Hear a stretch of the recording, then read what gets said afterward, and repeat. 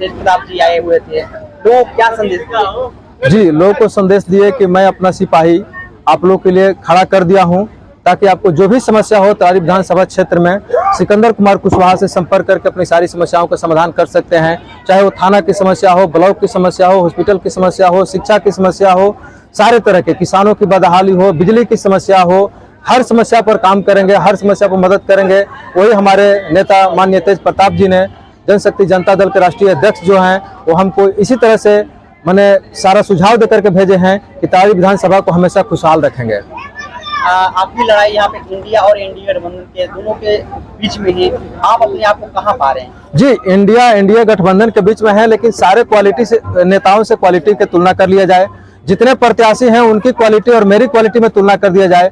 हम तो तरारी विधानसभा की जनता से यही कहेंगे कि कम से कम क्वालिटी के नेता चुनिए, क्योंकि नेता एक विधायक 10 लाख पॉपुलेशन का नेतृत्व करता है। तो क्या 10 लाख जनता को नेतृत्व करने के लिए जिस नेता के प्रति आप जा रहे हैं, क्या जिस विधायक के प्रति जा रहे हैं, क्या उसमें वो क्वालिटी है, शिक्षा है, सामंजस्य है, सामान्य है, उनकी हर तरह से सफलतापूर्वक किसी कार्य को निष्पादन करने के लिए क्या उनमें कला है, जनता की समस्याओं को समाधान करने की कला है? ये सारे बातों को देखते हुए तब चुनाव कीजिए। सर, तरारी में एक मुद्दा है, फैक्ट्री का निर्माण किया गया है और वो जमीन सिंचित है दोनों साइड से, तरारी के पूर्वी और तरारी के पश्चिमी दिशा से, दोनों जगह से सिंचित नजर आता है। इसलिए नजर आता है कि उस साइड में भी नहर है, इस साइड में भी नहर है, तो फैक्ट्री निर्माण तो हो रहा है, लेकिन किसानों का बदहाली, इतने किसान चले जाएंगे यहाँ से, कैसे उनको मैनेज कीजिएगा? उस पर विचार किया जाएगा। अगर इस तरह की व्यवस्था है तो उस पर देखा जाएगा कि कितना हमारे किसान को ज्यादा फायदे हो रहा है या फिर हमारा फैक्ट्री से फायदा है। अगर फैक्ट्री से ज्यादा लोगों को रोजगार मिलता है, डायरेक्ट मिलता है, तो किसानों को उस तरह की व्यवस्था दिया जाएगा कि उनको रोजगार, उनके बच्चे को रोजगार दिला करके उस फैक्ट्री में इन्वॉल्व करा करके उनको उससे ज्यादा फायदा दिलाने का काम किया जाए। नारा चल रहा था कि 9 साल बनाम 9 महीना, और वो कार्यकाल भी पूरा किए, आप उसको किस तरीके से देखते हैं? बिल्कुल 9 साल बनाम 9 महीना बिल्कुल नहीं हुआ है, वो सिर्फ हवा में है, शिलपट पर जो लिखा हुआ वहां है, कहीं नहीं है। 900 करोड़ गिनते गिनते थक जाइएगा। 900 करोड़ भारत के पूरा सेना चलाने की खर्चा है भारत सरकार की, और 900 करोड़ पूरे विधानसभा में कहां से पैसा आ गया भाई? एक विधायक को 4 करोड़ ही मिलता है, एक विधायक को 4 करोड़ ही साल के मिलता है, तभी 5 साल रहेंगे ना तब ना 20 करोड़ होगा। मान लो पहले से कुछ बचा भी होगा तो ठीक है, 20 करोड़, 25 करोड़, 50 करोड़, 900 करोड़ कहां से हो जाएगा? हम एक शास्त्रीय है, जब लोग बोलता है तो तुरंत कैच कर लेते हैं, क्योंकि हमने 900 करोड़, 1000 करोड़, 50,000 करोड़, 1 लाख करोड़, 2 लाख करोड़, पूरा इकोनॉमिक्स में करोड़ों पढ़े हैं, तो हमको तो पूरा पता है कि उस पैसा में कितना काम किया जा सकता है। अगर चाहे तो उस पैसा से पूरे हर गांव में 5 करोड़ खर्च किया जा सकता है, या फिर हर घर में 2 लाख रुपए दिया जा सकता है। इतना वो पैसा होता है, आप सोच लीजिए कितना पैसा होता है। यहाँ की जो भी एमएलए आज तक जीत के गए हुए हैं, नाली गली और वोट लगवाने की बात की है, क्या इससे आप ऊपर देखते हैं या उसी तरह के आप भी काम कीजिएगा? नहीं, वो बिल्कुल हम धरातल पर उतारेंगे और बिना भेदभाव के। यहाँ तो होता है कि फलना के एरिया में बन जाएगा, फलना के एरिया में नहीं बनेगा। वो अच्छे हैं तो उनके गली बन जाएंगे, जो गरीब गुरबा लाचार उनके गली नहीं बनेंगे।